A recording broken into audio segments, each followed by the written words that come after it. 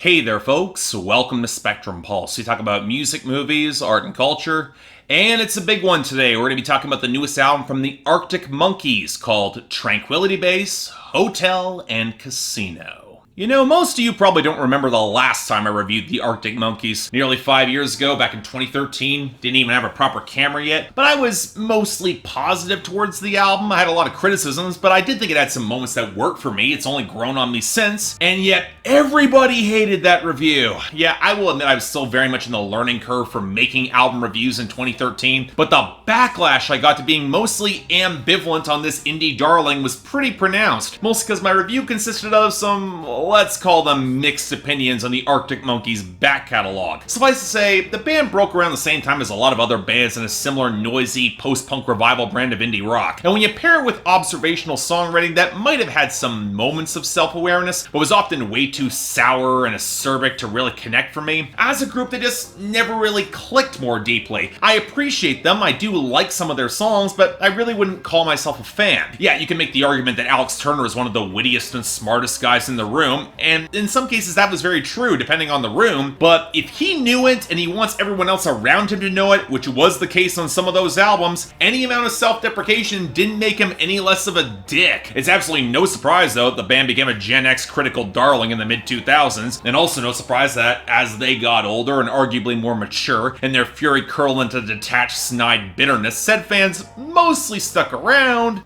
provided of course they can get behind the shifts in the sound. Yeah, that was the other big thing. Arctic Monkeys may have started off in some furious, borderline punk territory, but they got way slower, way more mellow, more indebted to a conventional rock canon with every record, especially as they started embracing more stoner rock elements on Humbug, or psychedelic elements on Suck It and See and AM, and that was a frustrating thing for me. The band is clearly talented, they get the capacity to take sonic risks and to write some pretty damn catchy songs that I do like and respect, but the content and a lot of Alex Turner's delivery left a really bad taste in my mouth. I wanted to like this band, but I just wasn't really able to get on board. Still, when I heard the band was taking a stark departure in their sound for lounge-inspired singer-songwriter smooth jazz and spacey pop tones, yeah, you might have seen traces of some of that coming on previous albums, but this sounded pretty far out, and a record that has proven quite polarizing for a lot of fans and a lot of critics. And hell, I was intrigued. Maybe if Alex Turner could get out of his own head in terms of content, he could write something that's really interesting or intriguing, so what did we get with Tranquility Base, Hotel, and Casino? Well, credit where it's due, I certainly respect the conceptual risks being taken with this album, because while there might have been some signs coming in the broader psychedelic tendencies of Suck It and See or AM, Tranquility Base, Hotel, and Casino, it is something else. The sort of genre-bending risk that does show some roots in the Arctic Monkeys sound while expanding into something that, while more sedate, is more layered and certainly is more challenging to a point. And yes, this means that, like with the previous albums, I'm generally pretty mixed on this new project, albeit for very different reasons. Not quite where I would call this a failure, in fact in most cases I'd probably call it a success for what it's trying to do, but the sort of stylistic detour where I would seriously doubt the Arctic Monkeys will stay for long before returning to their traditional sound. And while I respect the ambition and risk certainly being taken here, I'm just not remotely convinced that this project is as inspired or as challenging as it sets out to be. And in a cruel twist of irony, I think the band themselves might actually see and believe that too. And you know what? I think it's important we start off with that larger concept, loose as it might be. And indeed, this isn't so much of a narrative story being told as it is Alex Turner outlining a hypothetical place and time, and then using sci-fi iconography to draw some explicit parallels to our world today. So it's the near future, humanity has set up a series of colonies on the moon, the base of the title is set up on the Sea of Tranquility on the moon, and there's a few other craters and lunar references are made if you follow astronomy, and in comparison to the glowing hope of the space race in the 1960s, this lunar hotel and colony and casino turn out to be the sort of cheap,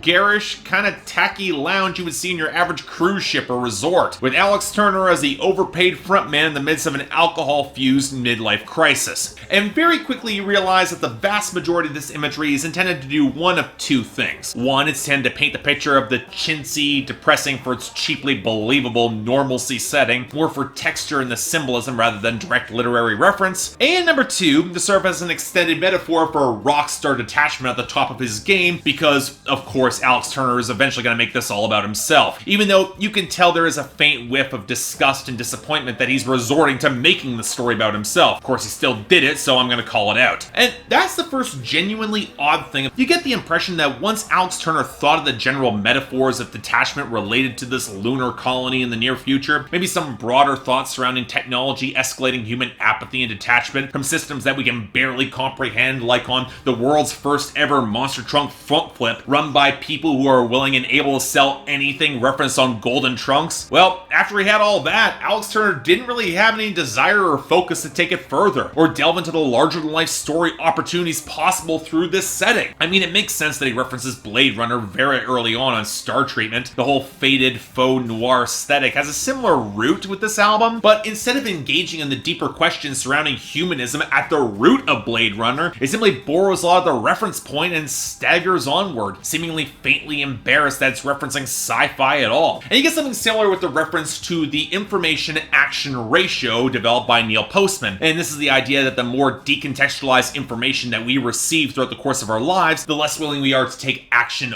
on it. And yet, for dramatic irony, the whole information-action ratio becomes the name of a taco stand on the moon. Hell, the entire science fiction genre is used as an extended metaphor on science fiction, where he notes there is some people who find emotional weight in the genre, but more often he sees it analogous to concepts that are veiled in language that are more clever than being actually profound. And this is where we encounter the first big fundamental flaw on this album. And ironically, it seems one that Alex Turner seems somewhat aware of. There's no deeper core or pathos to this project whatsoever. Now, typically in sci-fi narratives touching on emotional detachment, there is a fundamental core that drives that humanity, makes us better than cheap passive automatons to uncaring systems. Hell, it's one of the places where the reference to 1984 on Star Treatment actually makes a lot of sense. But if you peel away the layers of detachment on this album reinforced by technology and jaded cynicism, and you find little to no raw human emotion coming at the core, and I'm torn whether or not that was the point. On the one hand, songs like science fiction seem to set the stage for it in the final verse, and trying to craft a love song that seems more clever than it really is to reinforce some of that artifice, a tragedy for which you would expect a climax to be a revelation on the simple passion of the Ultracheese, but never quite materializes beyond the final lines. But on the other hand, you read interviews where Alex Turner describes lines like "kiss me underneath the moon's side boob" from the title track, as he describes it as profound, unaware how it kind of undercuts any emotional arc or theme. It just seems kind of goofy. And then you realize that so many of these songs, they're intended more as metaphor than actual narrative in that time frame. I mean, Golden Trunks is referencing the current United States political administration. She Looks Like Fun is referencing how people construct shallow online identities and people project upon that. Even the Ultracheese is referencing a lost American golden age in the original optimism of the space race. And not only do you lose some of that speculative wonder that's at the core of the best sci-fi, but you also further compromise any sort of emotional dynamic that expects me to really care about the gentrification of the moon, or how humanity will wind up still amused by the same inane chintzy crap peddled by our frontman marinating in his own missed opportunities and failures, or how he has seen and lusts after countless women who will chase their passions and to whom he can never quite drag down to his own disillusion level. Hell, the most pathos you really get on this record comes from some of that last arc. And you know what? In a twisted way, it kind of makes sense that Alex Turner is the frontman selling it, working this flat Berlin-era David Bowie impression in his delivery. But unfortunately,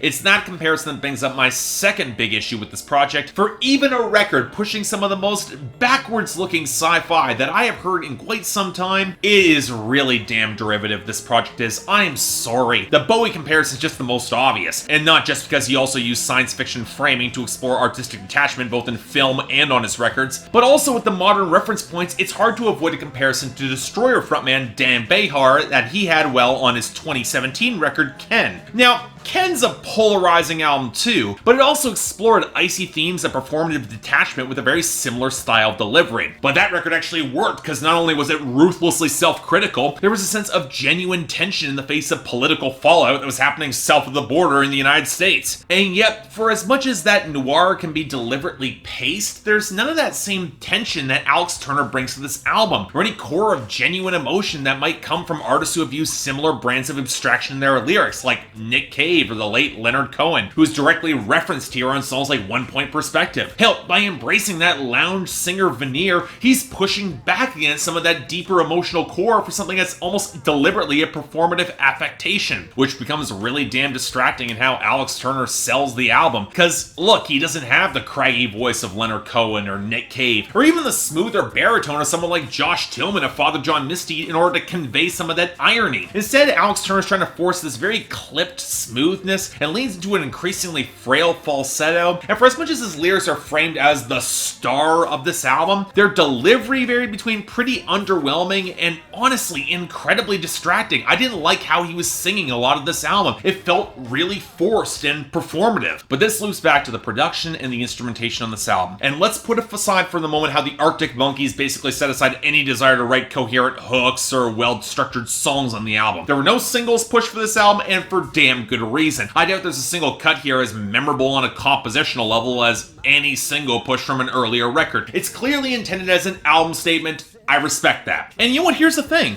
For as much as I generally like the weathered analog production of a lot of this album, it's very reminiscent of early to mid-70s David Bowie in a mostly good way, with the firmer bass grooves and the jagged fuzzed out guitar and the stuttered, almost krautrock inspired grooves on a couple songs. But without stronger hooks, many of these tracks on their own just kind of blur together. There's just not much to them. Hell, you'd think that setting the story in space would give them license to use more futuristic effects or synthesizers, but from songs like 4 Out of 5 and Bat Phone, we get these tinny fragments playing off slightly more eerie keyboards and organs that seem like a barest concession of the genre, and they do nothing to add any sense of grandeur on these songs. And yes, I get that the lack of grandeur is part of the point, but what a waste of setting and storytelling. Say nothing of investing in the tragedy of humanity's failure to evoke any sense of greater gravitas. You could have done more to really sell that drama, and they just don't. And while I'll give the back half of this album some credit for letting the bass lines build some greater ominous presence against the guitar sizzle, seriously, that added tension saves songs like the title track, or like the guitars do on the world's first ever monster truck front flip, but none of it feeds into any sort of larger established arc, which leaves the album feeling oddly listless and kind of meandering, especially in the abrupt ending of the Ultracheese. Sure, the textures are solid. I guess if you can get sucked in the vibe, good for you, but you dig a little bit deeper,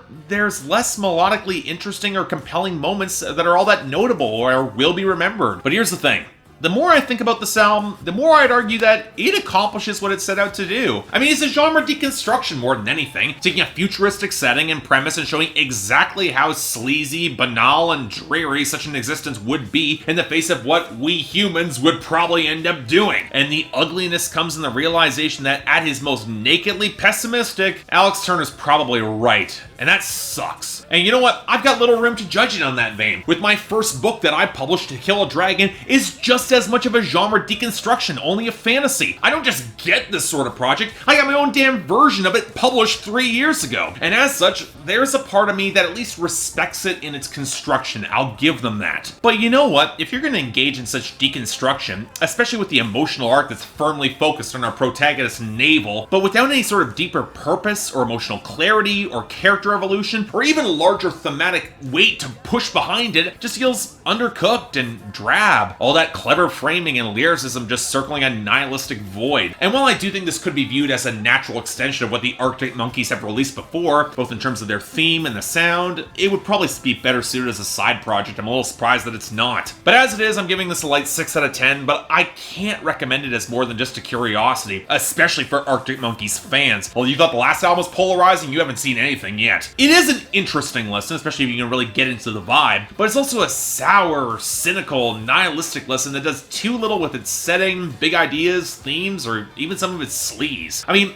give it a try if you're curious, but don't say I didn't warn you. It really is something else. So yeah, thanks a lot for watching. I'd like to like and subscribe, I'd be more than grateful. I imagine this review went on way too long, but I had a lot to say, and again, fans, just keep it in your pants, please. Like, I know you're huge fans of this band. I know this is a big departure, but for what it's trying to do, I just don't think it gets there in terms of a lot of the content. It gets good vibes in some of the production, but again, I've heard this done better. I've heard it done before a lot. But hey, the poll's up there for y'all to tell me how wrong I am. You want to buy the record? Links down there below. Anything else I might be able to do to improve my presentation? I'm all ears. And if you guys want to get involved in my scheduling process or help support this channel, link to my Patreon is right over there, where 3 times a week you guys get to vote on my schedule, and once a week for the higher tier contributors, you guys get to add albums, movies, or even a top 10 list to that schedule. More details are right over there. You want to see them scheduled to my Instagram down there below. But until then, I'm Mark, you're watching Spectrum Pulse, and I'll see you next time. Didn't that used to be